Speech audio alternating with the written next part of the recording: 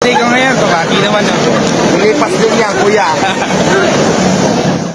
Diwata, birthday ko ngayon, kabaki.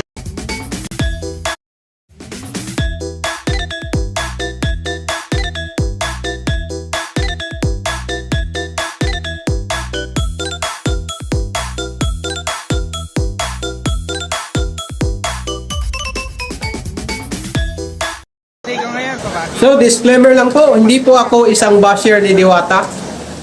Magbibigay lang po ako ng komento dahil sa nakikita kong ugali nito ay nag-iiba na. At hindi lang ako ang nagsasabi niyan, marami pang iba.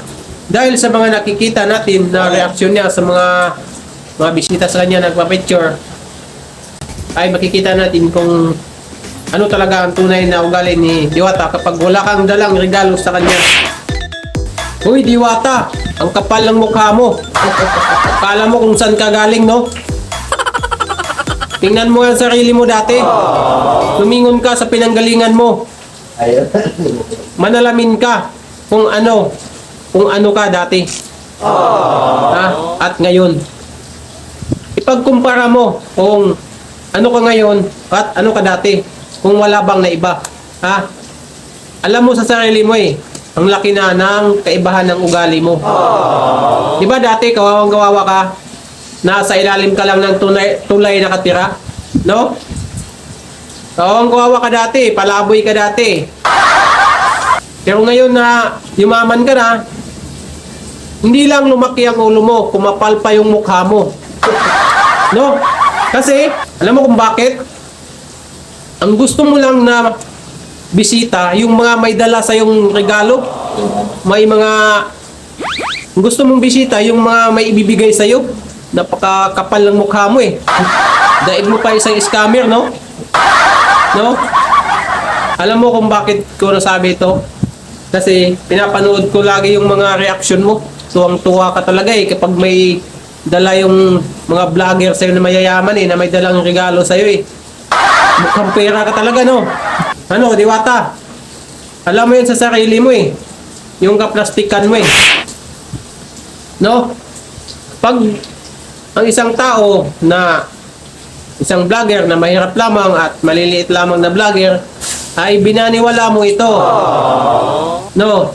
Pero kapag mayaman na vlogger, kilalang kilala, ay nako. Ang laki ng ngisi ni Diwata hanggang dito. Hanggang taingang yan tuwa ni Diwata kapag mayaman yung pumupunta sa kanya kasi alam niya na may pera to. May ibibigay to sa akin ngayon. Kaya malayo pa lang yung vlogger na ibibigita sa kanya, ay hanggang dito na yung ni Diwata Napakawalang hiya talaga naka-plastic talaga Oo, kala mo joker no. Grabe ka Diwata.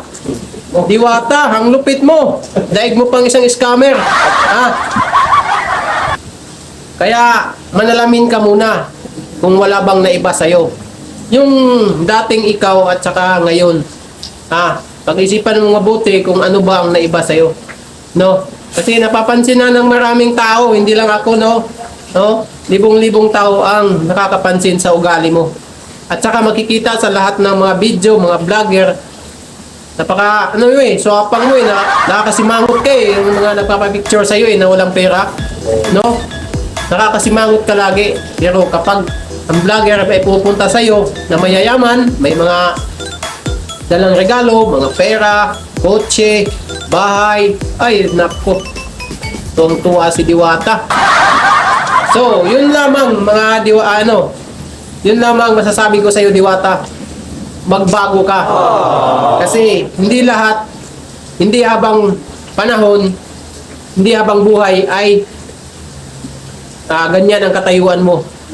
Tulad ng sabi mo, lilipas din yan. No, tandaan mo tong sinasabi ko sa'yo. Kung ano ang sinabi mo sa isang vlogger, ay yung nag-birthday, na sabi mo, lilipas din yan kuya. Yun din ang mangyayari sa'yo, Diwata. Lilipas din yan.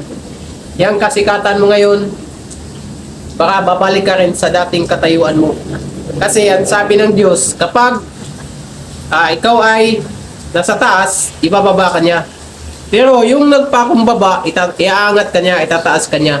Kaya huwag kang laging mayabang, huwag kang laging nasa taas, no? Kasi akala mo na kung sino ka, diwata. Napaka-plastic mo, yan ang masasabi ko sa'yo. Napaka-plastic mo, diwata. Napaka-plastic mo. Bagay sa'yo yung diwatang pangalan eh. Oo, hindi bagay talaga.